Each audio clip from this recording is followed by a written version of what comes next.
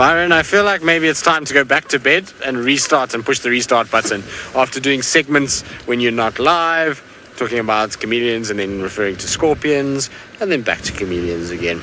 But a chameleon, long time, Byron. I haven't seen a chameleon in ages. It's been very, very dry from a chameleon standpoint. I think the last one I saw was in... Was it rainy weather? When did we have rainy weather? October, I think it was. Somewhere around there, October, November. I saw one in that sort of time of the year, and they've been very few and far between.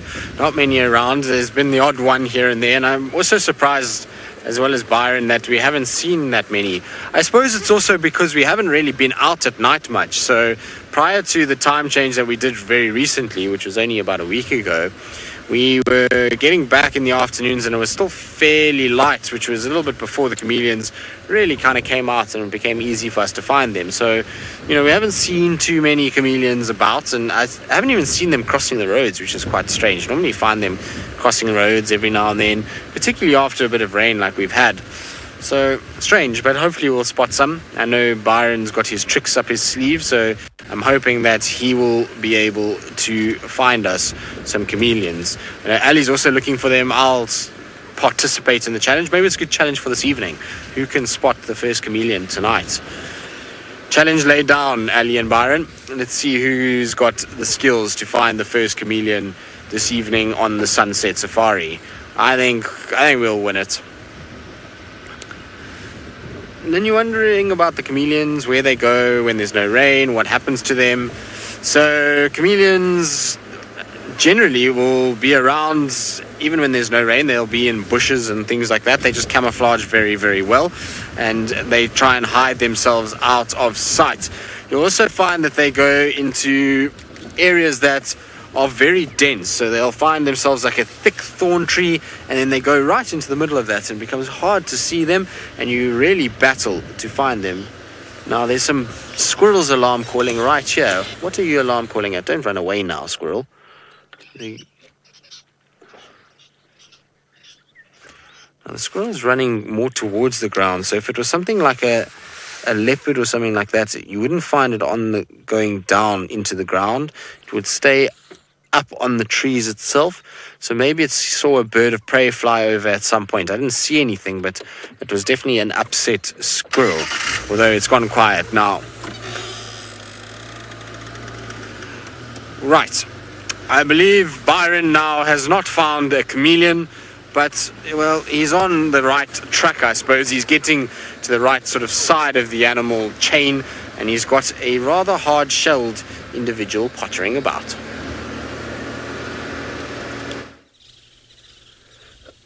We found a tortoise, a Speaks hingeback tortoise. Hold on a second. Looks like it's doing something quite interesting. Let me just try and move first. Let's see if we can see this side. Is this tortoise eating a snail? There we go. Is that a better view, folks? Let's just have a look here. Now, I've never seen this before. Let's just make sure. It is indeed. Wow. This tortoise is eating the giant land snail. It's a small giant land snail, so just a land snail.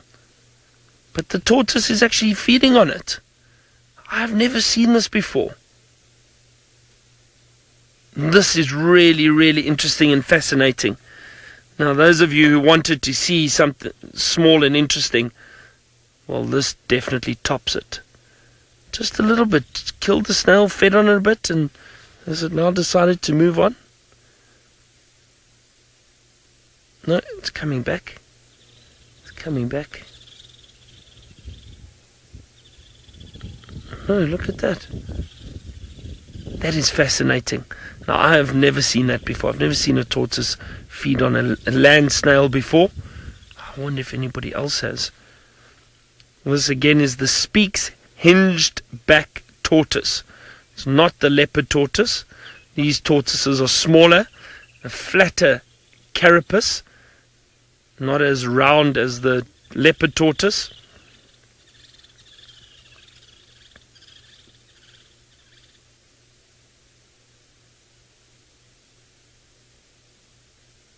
But that is really, really strange.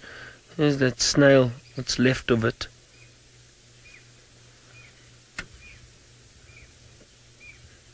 Keisha, now these tortoises don't usually eat meat, so that's why it is strange to see them feeding on a snail. Tortoises generally feed on vegetation. I know terrapins would go and feed on ticks that sit on animals in the water, but a terrapin is obviously different to a tortoise. So I've never seen a tortoise feed on something like this before. I wonder if it might have something to do with a nutrient deficiency and it needs additional nutrients.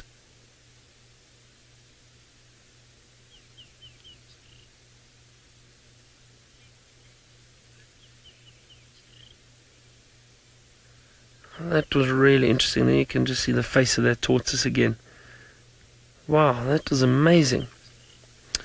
Okay, well, we're going to try and see if we can work out more about this situation. Let's go across to Ali, who's still got those buffalo, but apparently they're resting on each other. What an interesting sighting, Byron. I think that would have been amazing to see. That sounds really, really unusual. Now, we have managed to find the buffalo again. The elephant veered up into the bushes and he raised his trunk, and he was definitely smelling everything all around us, but gave us the indication that perhaps the buffalo had moved, which they did. They have. They're not in the same spot as they were earlier on, but now they're all in between the green foliage. I'm going to try going a little bit forward. And it seems like they are heading to Treehouse Band for a drink, and I was hoping the bull was going to carry on moving to Twin Dams for a drink, but that was not the case. Let's see what else is going on around here. They're all fairly curious, and they all seem to be very alert of us driving around. And earlier on, you see this group over here. It seems like there are a few males and females, but this particular pair that are just being shy or modest and hiding behind the bushes, I think this female might be coming into estrus, and that's why the male is so protective of her. And normally they start accepting the male's proposition by allowing them to rest their chin on their backs. So I think this is exactly what's happening. Wherever she moves, then he follows, and then very protective, always with his head on top of her, almost as to let them know that this is his female and nobody needs to try and do any funny business. But I think the female's not quite there yet, boy. And she's moved, now she's moved off. And you can see she's surrounded by many males as well. So I think maybe more than one will try to take his chances with her. Alright. Were you not happy? Well, that's fine. Seems like the two boys are having now a bit of a fight just behind the bushes where the female was. And they're just not helping us in terms of where they're hiding. If they don't hide behind the poles of our roofs, then perhaps they hide behind the bushes. But there we go. I think he's going to be very protective, and he won't allow anyone to come too close to her, because this is clearly his best chance at mating. So you see, he's actually paying a lot of attention to her, grooming, and not allowing other boys to come along. You see, even in the animal world, there's a little bit of wooing involved. But I think she's not completely indifferent to him. She's allowing him to be very close to her and actually be touching her all this time. So she might not be in full estrus yet. She might also just be weighing her choices. There are plenty of males around here, plenty of them that she could choose from should she want to, but they all have to establish their dominance and their hierarchy, and only the one that is higher ranked will probably be the one that's able to mate with her.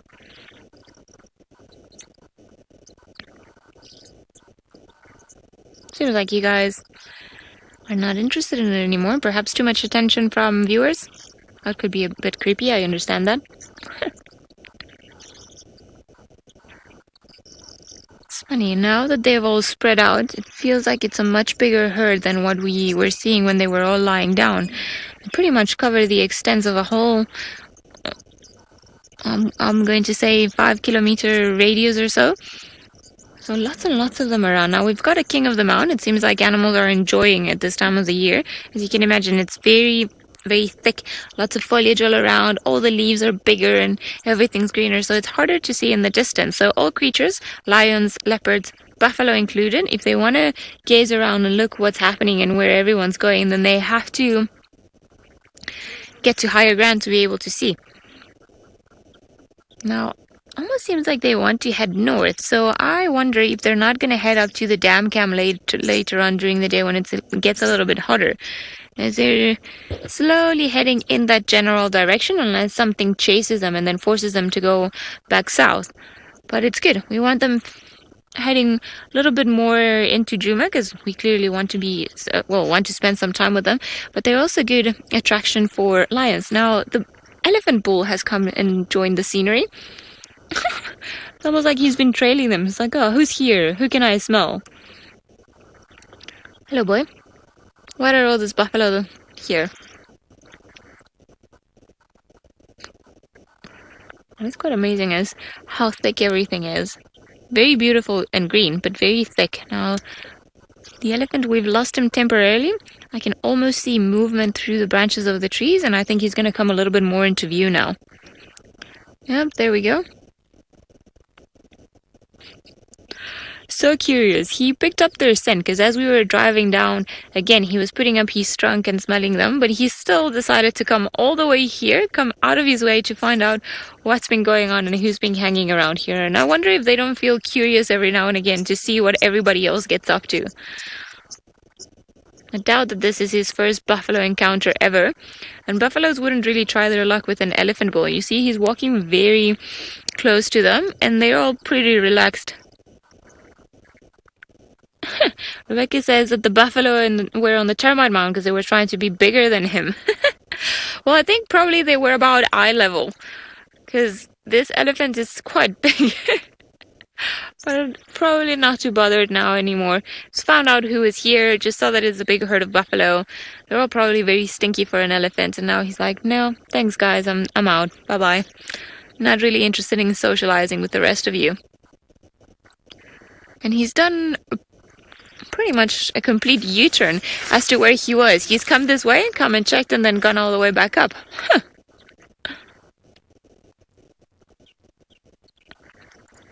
Michael, you're wondering if a buffalo cow, if she loses her calf, if she's going to go into estrus again or if she's going to wait.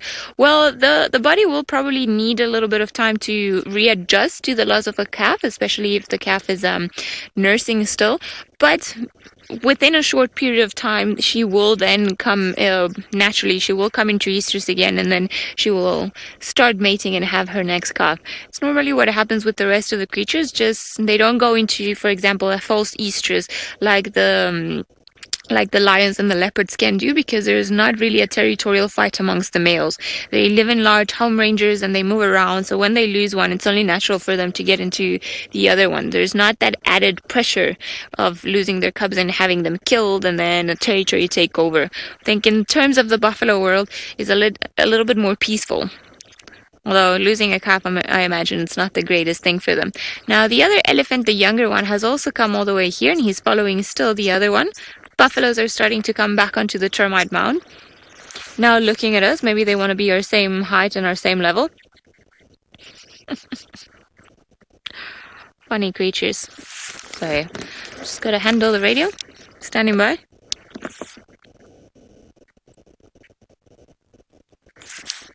No, I saw the tracks for one lioness, and then it seemed for a few more, but not the whole pride coming down on Cheetah Cut Line as well.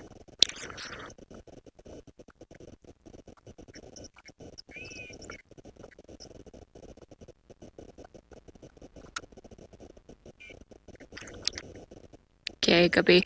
Seemed like there were tracks for another lion that was heading south, so I wonder if they didn't just meet and then went back into Torchwood, because I couldn't find anything coming out on Central.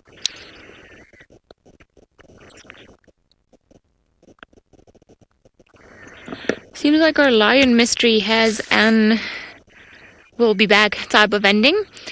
Tristan's been following up on their tracks, and it seems like the tracks for the one lioness go back up north and then come back down, and then she heads back into Torchwood.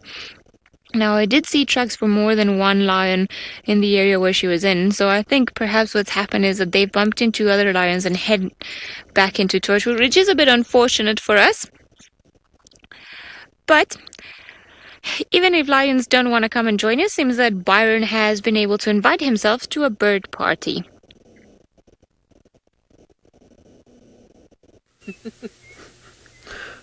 Well, it is a little bit of a bird party.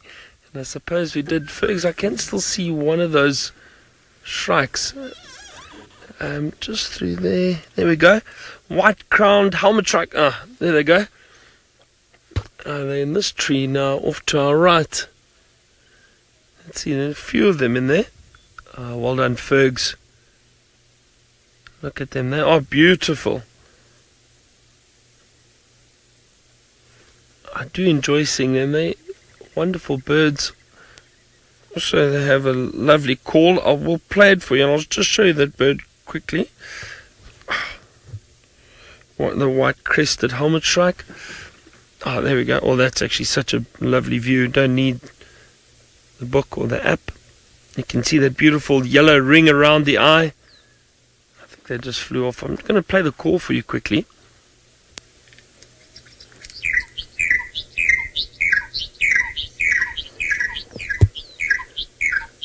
Hear that? Very strange call, but a wonderful sound. I can't make that sound, unfortunately, but there you can see just quickly on this image, just that beautiful yellow eye around there. Is it better? There we go.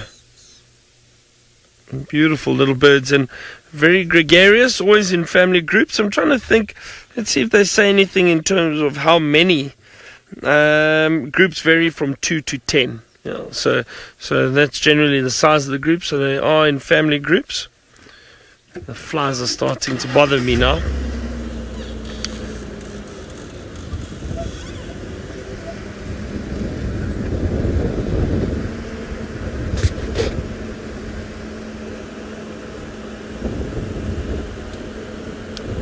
Matthew, I am almost certain that flies would do more damage to the... ticks would do more damage to the animals than the flies. And I say that because ticks often can cause infection. They can cause animals to really get nasty, some diseases, like a tick bite fever. If I think in humans we get tick bite fever. The flies... Yes, we have the bot flies, which affect some of the antelope species and the wildebeest, for example. But I would say a parasite, and that's why a tick is known as a parasite. It causes more harm to an animal than a fly would. A fly is not necessarily considered a parasite.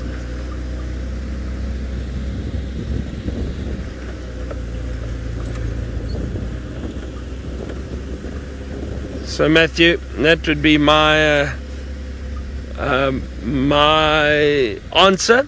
Definitely ticks.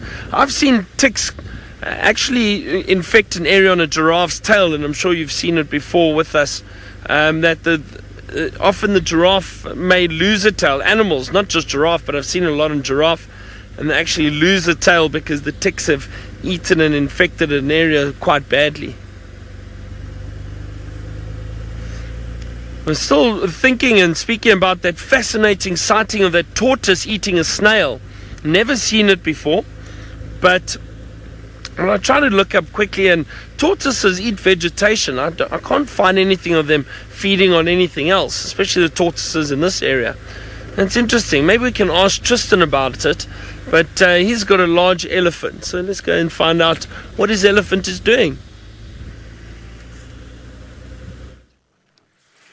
Well, we've finally managed to find a large animal this morning. It's been a bit of a struggle for VM and I, but there's a small group of elephants that are slowly passing through the thickets and moving northwards towards Battalier side, so we might follow them a little bit because there's some mud wallows here that I want to check out anyway, in case maybe Tundi and Little One are spending some time here. I have seen them kind of walk this route before, so before the elephants disappear, I think let's try and catch up with them a little bit. Now, Rebecca, you're not going to be able to ask me any questions because I've got absolutely no comms with you at all. It's just VM that can hear you, so I'm going to try and follow the Ellies, and if there's a question, you're going to have to pass it through via VM, which is weird because I don't know why VM's getting them, but I'm not. It's a strange thing. Oh, there's another elephant right here.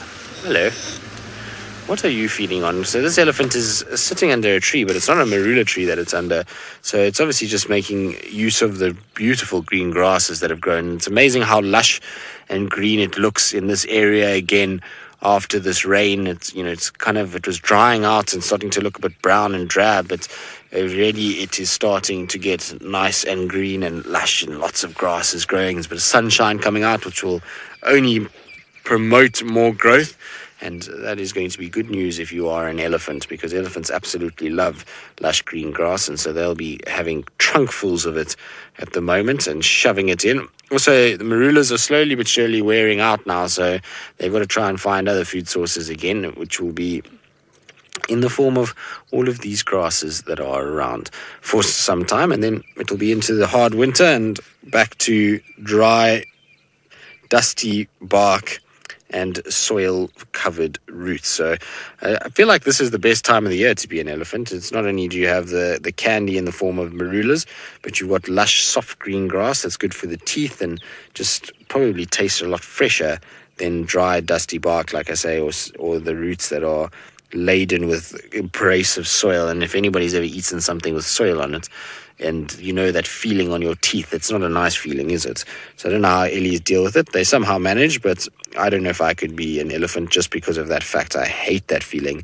And so I suppose you get used to it, though. If you're an elephant, it's all you ever know. You don't really know anything different. But very cool to see them. It's nice to have lots of Ellies around. We have had very few herds, so it's always good when you've got a herd structure in the area and you can see a couple of the herds moving through, and hopefully we'll get a point where we get a number of big female herds moving in this area. But there we go, slowly kind of moving through. You can see they're secreting from their temporal glands, so it seems as though they're fairly happy elephants at this stage.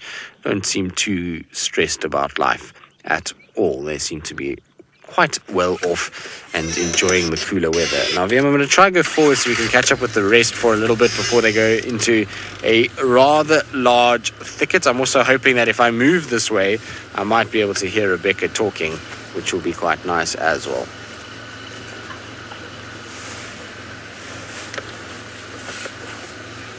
Now, I'm not sure, but I think Rebecca is saying that I can link across to Ali and something about an animal wanting to be or something like that. Either way, I think it's Ali and, well, something about animals. I'm sure it will be interesting nonetheless.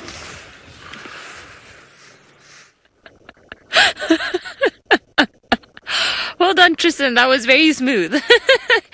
No, Rebecca was finding out which animal I wouldn't like to be. I'm not sure. I wouldn't like to be an oxpecker. Imagine eating ticks the whole day and just having to go through animal parts and go and peck them and go and eat blood. Oh, no. I think I would definitely not be an oxpecker. No. I wouldn't like to be one of them. It'd be quite cool because they have nice colors, but no. It's not especially after the close-ups we saw today. No. Oxpecker. I wouldn't like to be an oxpecker. Now, we had a squirrel alarm calling in this area, but now the squirrel's gone quiet, so I'm just hoping that if we stick around long enough, we'll hear it again making its noise. Because it's always around this block. I'm pretty sure this is where the lions were about 2 days ago. Maybe there's a leopard in here. But going in blind just for the sake of going is going to make no sense. So I'm just going to drive a little bit further and just wait for a couple of seconds and see if we can hear something else. Now, there's something red hanging from that tree. I wonder if it's just the seed pods or if it's something else. Seems like it's the seed pods for a terminalia, actually. Oh no, it's just dead leaves. Here I was getting excited that maybe it was a creeper, because there are some very beautiful creepers that have red, what do you call them? Red fruits. And I might actually have a photo of one of them here. And it's apparently a very, very dangerous one, and it stinks. It's called the Mimosa fetida. Now, where are you?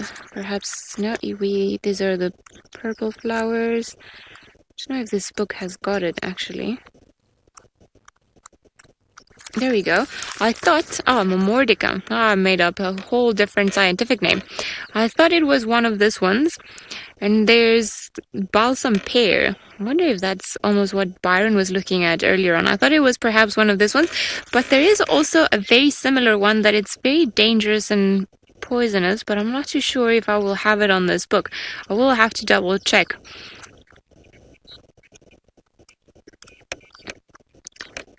Saraya, there are certain trees that are poisonous, or certain trees that you've got to be careful of, especially if it's creepers and that kind of stuff. You will see that they've got very beautiful coloration, so I'd rather be a little bit safe and not eat them. When you are out in the bush, a good advice is just to see what baboons and monkeys are eating, what fruit, and if they're eating it, very likely it's going to be fit for human consumption and you can eat it too, and it's not too much of an issue.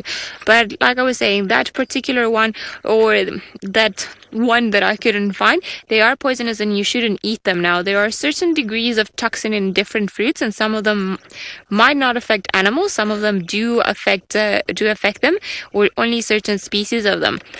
There's also a very beautiful tiny little flower called the Solanum, what's the name? Poison apple. And as the name suggests, it's quite poisonous, but it seems it doesn't affect elephants or impala, and they eat it quite a bit. Those are beautiful flowers that you shouldn't be eating. And there are trees, of course, for example, like the tamboti tree. There are other species very similar to cacti, but they're not really cacti. They are euphorbias that have a milky latex that is incredibly toxic to humans. And it can cause anything from stomach cramps, stomach pains, to other more horrible things like leading to blindness and all sorts of other things. Depends on the tree. So not all of them are friendly. So you've got to be careful of what we eat when we're out in the bush. Now, this is the poison apple, and it's a tiny little shrub because it's a beauty more than anything. It's not really a tree, but we see it a lot at this time of the year with its ripe fruit, which is this one over here. It almost looks like a tiny little watermelon. I actually had one in the car a few days ago, but I can't remember if it was on Jigga or on Wendy. Now, this one is also a very poisonous one. You shouldn't be eating it because it can even cause your intestines to swell, and then potentially can cause complications that might lead you to die. So a lot of things out here are not good for human consumption. And I remember I had a guest once that for some reason he wanted to eat everything, and taking him on a bushwalk was a little bit stressful because I had to watch whatever it is that we were going, because he would just pick leaves and eat them, and we saw termites and he wanted to eat the termites. So you've got to be very careful. Not everything, just because it's green, not everything is friendly, and many things have toxic substances that, yes, maybe some of the animals eat them, but perhaps we are not adapted to eating them and they can cause us harm. But unfortunately, this is not the one that I was looking for. Not too many creepers around here.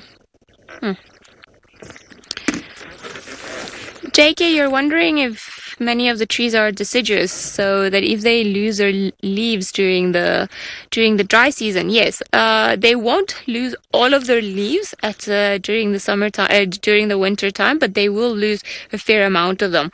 Our seasons here in South Africa are not as are not as set as perhaps what you would find in some other countries, where the trees will completely lose all of their leaves in the fall time, and then they will get them again in the springtime. In the summertime, it's a lot more luscious, and you can definitely see a difference as the winter time comes around, because some of them will start to lose their leaves, but it's not all of them. We also have a fair amount of non-deciduous trees around, like the guaris and the marulas, and perhaps they might lose a few leaves here and there, but they'll still be bright and green all year round. Now, seems like the squirrel... Did I hear it again? No. I think like the squirrel has definitely decided to go quiet, so we're gonna go off and explore another area, see if perhaps we get lucky with something else around there. Seems like Tristan is enjoying the company of the elephant, so let's head over to those big animals that eat sand with their food.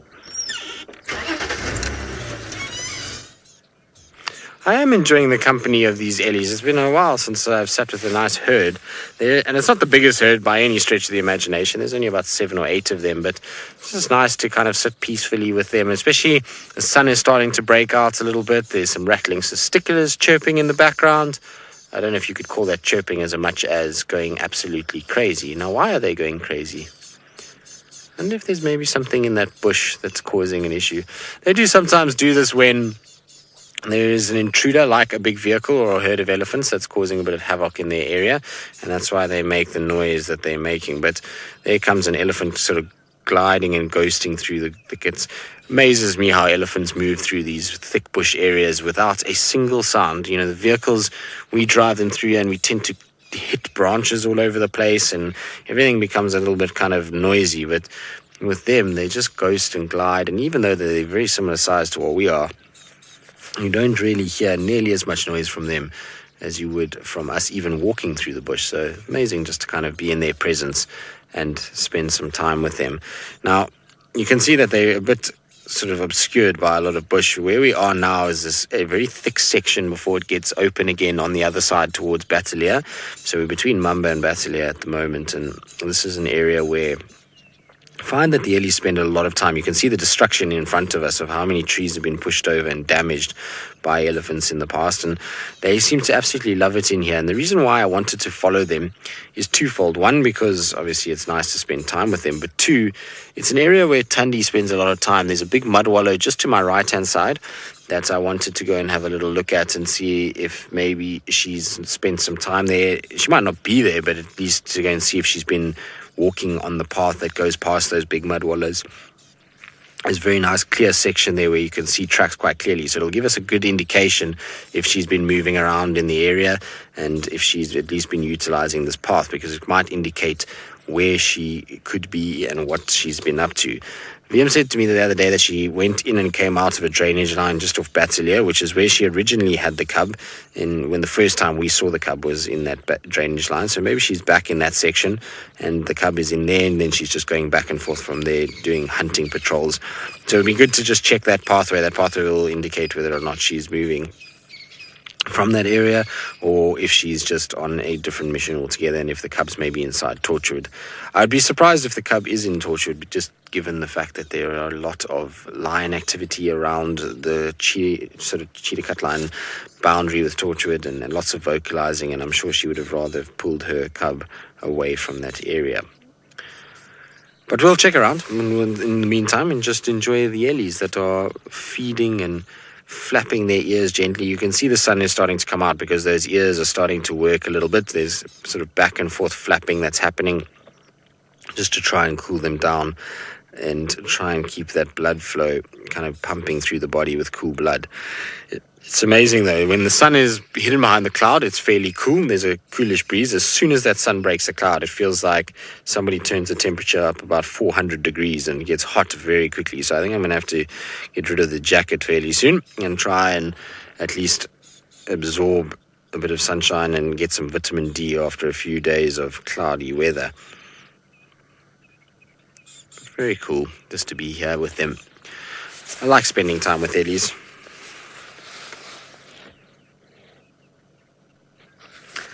So, Dawn, as we've just been talking about, the elephant is moving its ears to cool itself down. So I was just explaining right before that, is that the elephant's ears are designed to help move blood around the body and to move cool blood around the body. So they have a sort of network of veins behind on the backside of their ears covered by a very thin layer of skin. And so as they flap like that, they are pulling air over those veins or blood vessels, and that cools the blood down. So they're using air to cool blood, much like a car uses a radiator system. The airflow, cools it down, and then that cooler blood is sent back into the body. Now, it's the most efficient cooling system that there is out here. There's no better animal at cooling themselves than the elephant, and they'll use these ears all the way through the day. You find if it's really cold, then the ears don't move too much, but any sort of warmth that comes out and those ears start to move, just to maintain their body temperature as best as possible. And it can cool their body by as much as 2 to 3 degrees Celsius in a series of a few flaps, which is pretty amazing when you think about how long it takes you to cool a room to that level with an air conditioning system. Good. I'm going to stay with our Ellies probably a little longer to see what else happens and check around this area. And while I do that, let's send you across to Byron, who is apparently randomly answering questions about the Fast Five. All right, well, I'm ready for a random Fast 5 questions. Let's see. I just want to show you something quickly off to the side here, Rebecca, just before we start, if that's okay. Now, I don't know. I know Tristan was looking at termites earlier. Was this the same one that Tristan had, Rebecca? Or is this different? I hope this is different. Completely different. Fantastic. I'm going to jump out quickly for 2 seconds, and then we'll do the Fast 5. Have a look. This is wonderful. A very active termite mound. And all these little worker termites busy building and fixing around the edge of this termite mound. I don't know if there's anything else in here. I can see a spider. I hope there's not a snake in here. I don't think so. I did want to see one, but not this close. Now, look, unfortunately, I don't know if you can see, just on the edge here, you might be able to see these worker termites. They're all building. So now with all that rain that we've had, the soil is nice and soft. It's easier for the termites to excavate and build and rebuild and fix up the termite mound.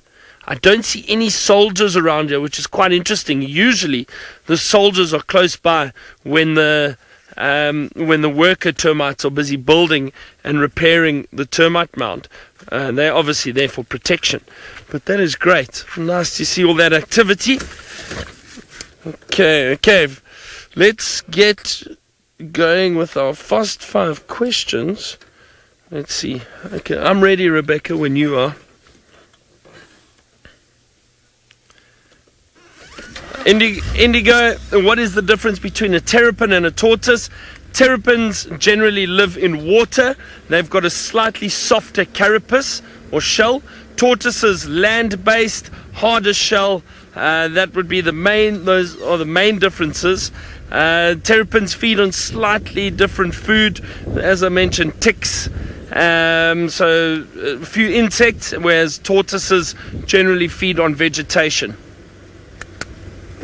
Next one.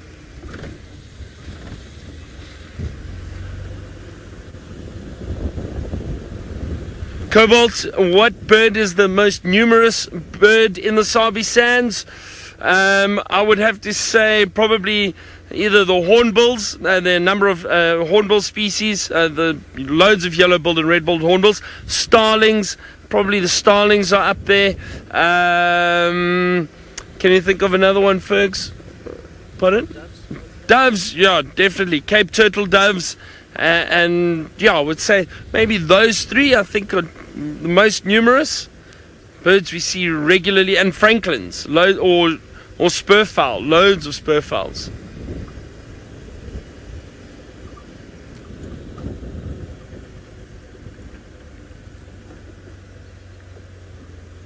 Question 3, Chitty Chatty Meg, can animals get tick bite fever?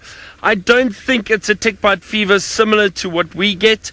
I do believe they've built up an immunity to it. Oh, and hold on, I've got an animal up ahead. So Chitty Chatty Meg, no, I don't think the animals get a tick bite fever as what we know. I think they can cause an infection on a wound and that from time to time. But in terms of tick bite fever, no, they have got an immunity to it. Oh, no, don't run away, zebra.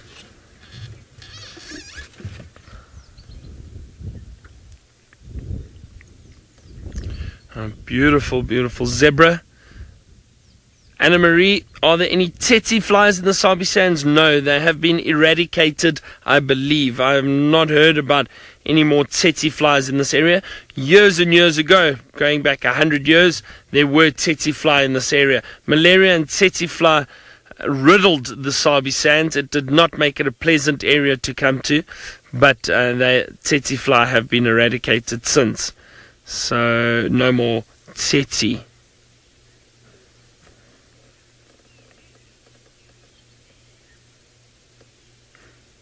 Ubombo girl, do elephant do osteophagia? Osteophagia, the feeding of bone. I've never seen elephants feed on bone. They do, at times they may do a bit of geophagia, that's the eating of soil, but I've never seen them practice osteophagia, the eating of bone. I'm not sure if anybody else has seen or heard of it. I'm purely going on based on what I have seen. I've seen elephant in many parts of Africa, and with lots of different behavior, but never seen them feeding on bone. Okay, let's go across to let's go across to Ossia. Let's go across to Ali and see what she's up to. All right, thanks, Byron. Well, we've actually managed to find something that we don't see all that often, and it's a mushroom. Funny enough, at this time of the year, we tend to see them growing more often than not inside of the elephant dung, just because in the elephant dung, and especially after the rains and when the hot weather settles in, it creates the perfect humid conditions for the mushrooms to grow. But this particular one, I'll just come down, give you a bit of a better look. This one over here, and then there are a few more down here and here, just tiny little ones. I haven't noticed them before when we've been driving around this area, and it's very nice to see that there are other species of mushroom growing. Now, if I'm not mistaken, and I just haven't been able to find a good mushroom book, although I've tried, this particular ones, they're called puffballs, and if they can grow maybe about up to that big, so they can get into a huge size. These ones are still tiny little ones, and then, well, you can see that all around those there are ones that are just tiny little balls, minuscule. These ones are not even the size of a ping pong ball yet, but I'm sure they're going to carry on growing. It's very nice to see this one. Now, I'm not sure if this particular one is poisonous. I cannot seem to remember.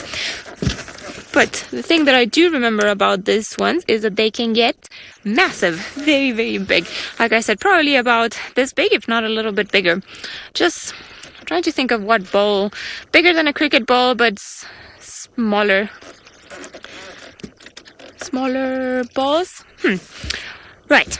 I'm going to carry on, see if maybe we can find some more mushrooms. I see lots of little puff balls around here. But let's head over to Tristan, who's enjoying the company of a bird.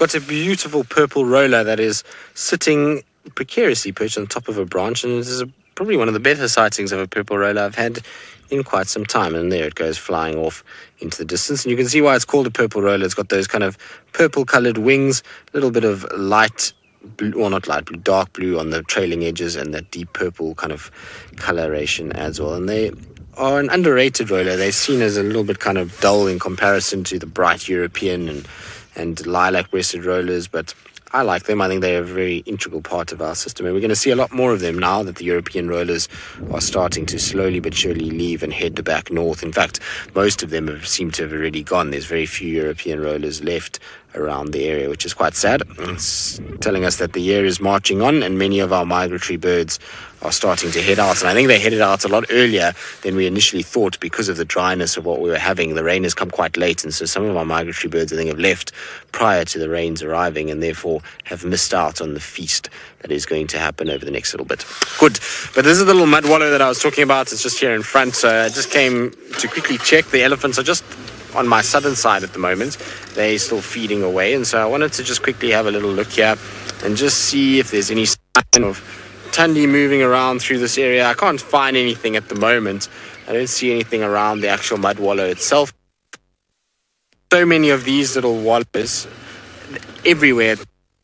It makes it difficult to find these cats because they can just drink anywhere. They're not actually going to these kind of places to drink. Right, I believe Byron has pulled up his socks. He didn't find spots, but he has found some stripes. Well, I have found stripes, but the stripes keep moving away from us. Still that same zebra. Hold on, I'm just going to move. Let's try to get a better view of it. going to turn around here quickly. Well, Tristan, I was also unable to pull up my socks because I don't have any socks on today. We'll try this afternoon. Hopefully my shoes are dry by this afternoon. Although I must be honest, I'm kind of enjoying the freedom of no shoes. Feels a lot more comfortable.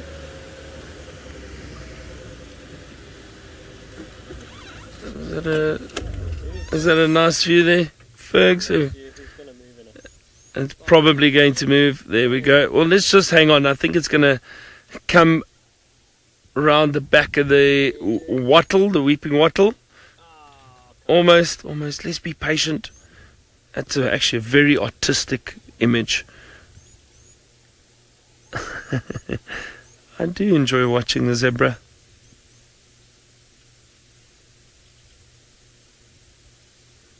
They are very beautiful.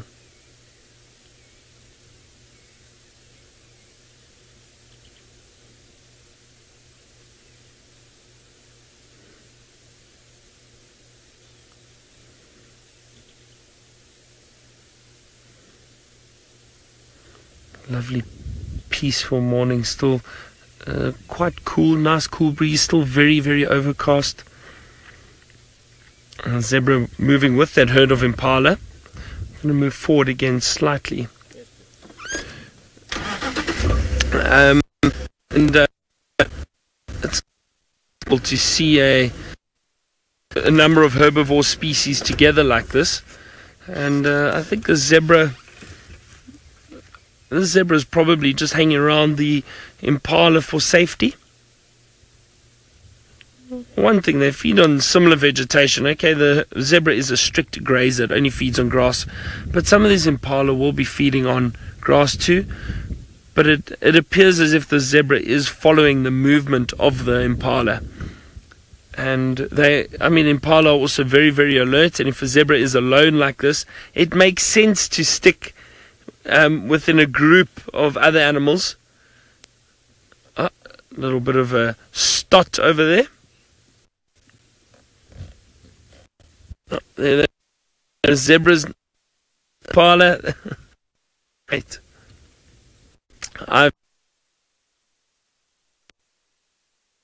I think this is... I know, it seems like the gremlins have gotten hold of Byron. Luckily, we are in a gremlin-free zone, and I'm not saying that to try and jinx us. Go away, gremlins, if you are around. Now, we've carried on driving on the western side just to see if perhaps there's anything else around there. But, Kim, you're wondering what types of mushrooms we get in South Africa, just going back to the sighting we had of one. Well, we get a lot of different species. Now, some of them poisonous, some of them not.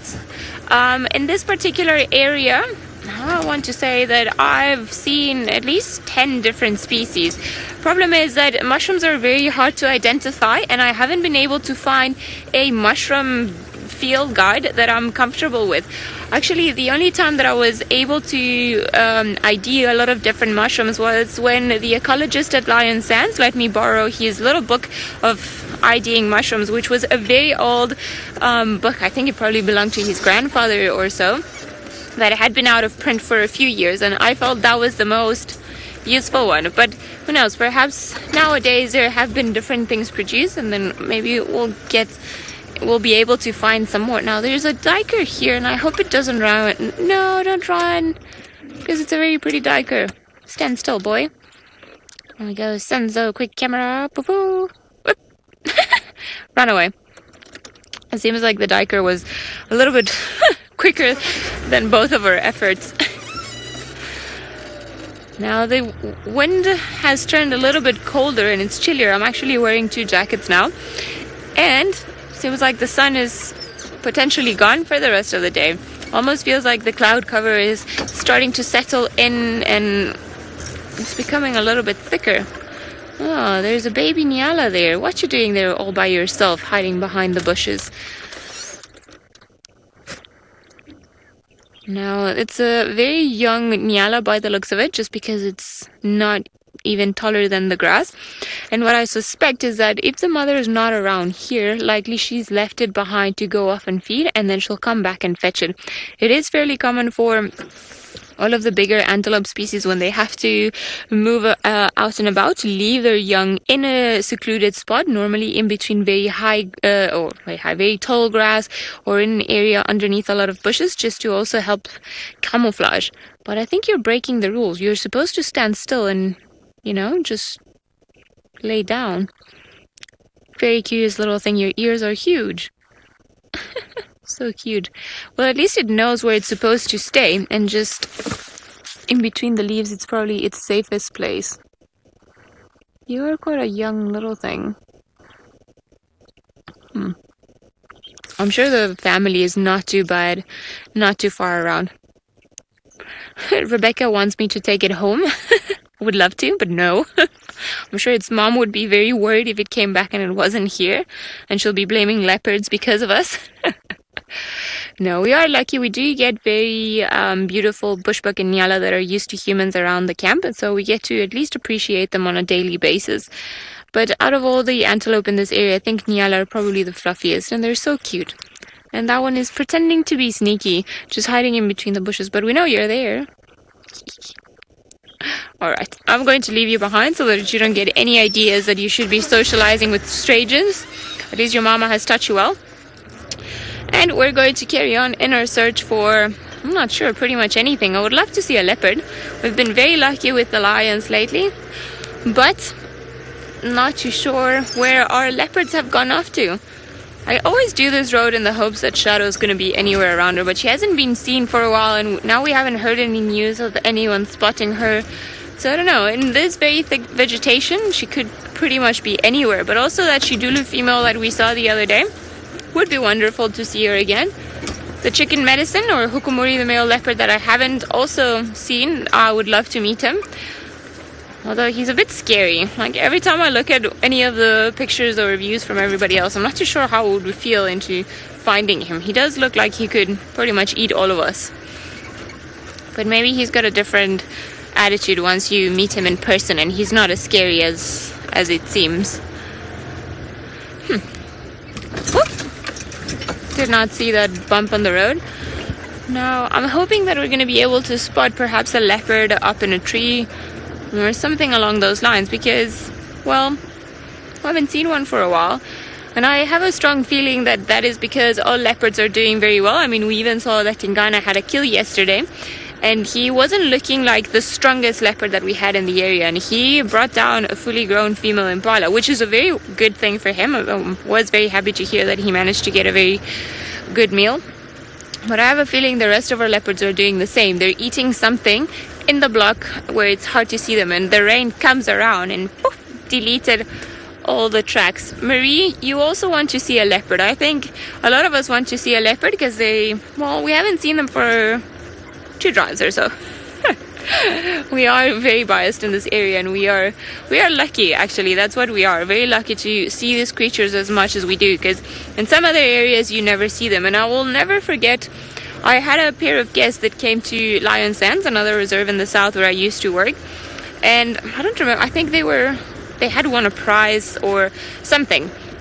But they were South African, and as soon as they arrived, they just said, we just want to see a leopard, please. We've never seen a leopard. We go to Kruger every year. We spend a lot of time there, and it was just one of those things where sometimes you're just not lucky and you haven't been able to see them. And obviously they arrived in the middle of summer after the rains, and I was like, ooh, we might not be able to find not even one leopard. But who knows, let's see. And just as soon as we went to drive, had been 10 minutes and we got lucky, and we found a leopard. It was wonderful. They were so happy. It made it worth it. Now there are more mushrooms in front of us, and I just want to go and show you guys, because these are the ones that we see at this time of the year that start growing in the elephant dung. Now this elephant dung seems to be very dry, so I don't think it's that new, and perhaps the mushrooms have been growing for the last while, the last few days. But it is very common at this time of the year to see all of this ones. out here, out and about. Now, there are different species that grow in the elephant dung. This is a prominent one. I can't remember the name. It's something cap. No, it's not the shaggy ink cap. It'll come back to me at some point. So we get normally this ones, and I've also been seeing in Djuma another one that is very beautiful, that it's roughly the same size. Whew, I'm gonna fall. But it's got a round flat head, and they call them the Chinese umbrella because they look like Chinese umbrella. Now, I know there's this one over here, but there's also a little white one down at the bottom. So I think the one on the top is actually going through its final life stages, probably opened up and released its spores so that the spores can travel somewhere else and just start waiting for the right conditions for the fungus to grow and then start the process all over again. Whereas the one here at the bottom, who knows, perhaps it was some of older spores that landed in the same area because it's still white and new and fresh. So I think this one's about to die and this one's still growing, looking for its chance to send its spores into the world, because fungi reproduce through the spores, or they disperse through spores. Now, let me plug myself back in. Hopefully we'll see the Chinese umbrella ones, because they're very funny looking mushrooms, and they're very pretty because they're almost also see-through, and they've got these little filaments. They're pretty. Now, I am surprised there's a bigger species of mushroom called the shaggy ink mushroom, which is probably, looks like the typical mushroom, almost like the ones that we've been seeing here. But then the bottom part is black, and then it's only revealed once it sends its spores flying into the world. And it's almost got like strands. It looks very creepy, but it's beautiful in its own way, and it's one of the bigger species of mushroom we get in this area. But I haven't seen one at Djuma, so I wonder if maybe they're more into the blocks. Maybe when the rain stops and we can walk again, we'll be able to find some of them. Okay, heading into an open area. Come on, Impala plains. You can do this for us. Have a leopard waiting there for us. We don't care which one. We're not fuzzy. Any one of them will be fine. So far, no luck. Byron is headed onto quarantine, and I wonder if perhaps he's heading there already because he can smell our breakfast.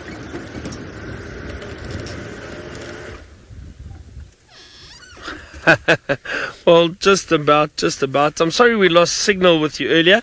As that zebra moved off, I was just saying that I think that zebra was staying with those impala purely for safety. In a large group like that, more eyes and ears are better than 2 eyes and 2 ears. Here's another Speaks hinge-back tortoise. We've seen a lot of them actually in the last few days. I've seen quite a few. But still, that behavior of the other one was fascinating this morning. Feeding on a land snail. Highly unusual. There it goes. They move quite quickly, these little tortoises. You can see they don't get very big, not as large as a leopard tortoise.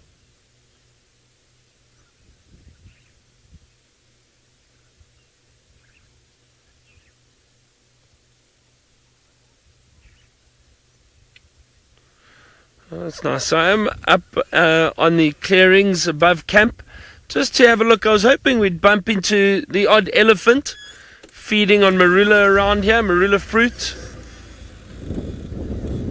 Let's have a look. Let's have a look if we can find something interesting around here.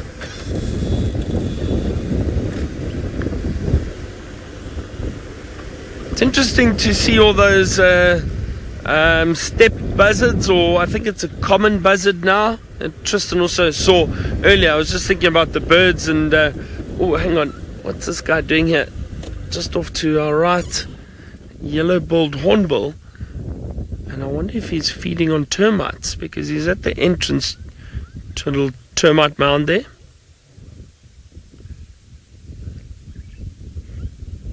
Yeah, I think he is. Yep, this yellow-billed hornbill is enjoying the termites. The termites are really such a vital insect for any ecosystem. They provide a lot of food, they decompose, they're amazing creatures. So never take termites for granted. Look at that. Wow, that's a nice big one that he got there.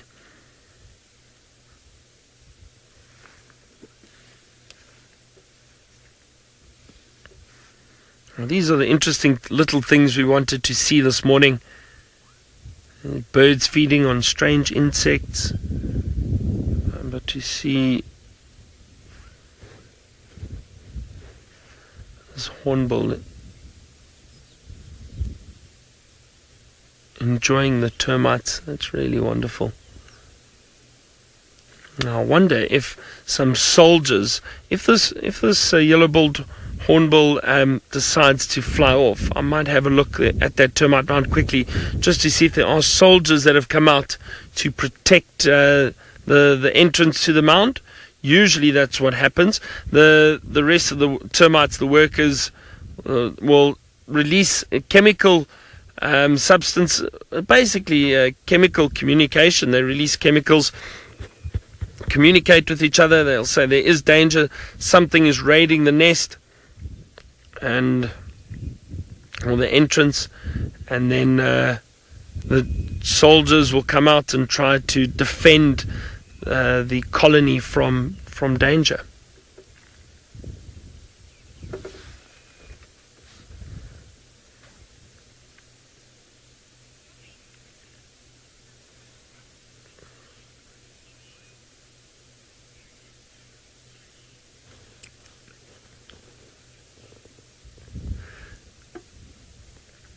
Trish, you were asking about the hornbills, and this looks like the one Ali had yesterday. Trish, there are many different hornbills around here. I mean, there are so many yellow-billed hornbills and red-billed hornbills and grey hornbills. So I doubt it's fair for us to say that this is the same one.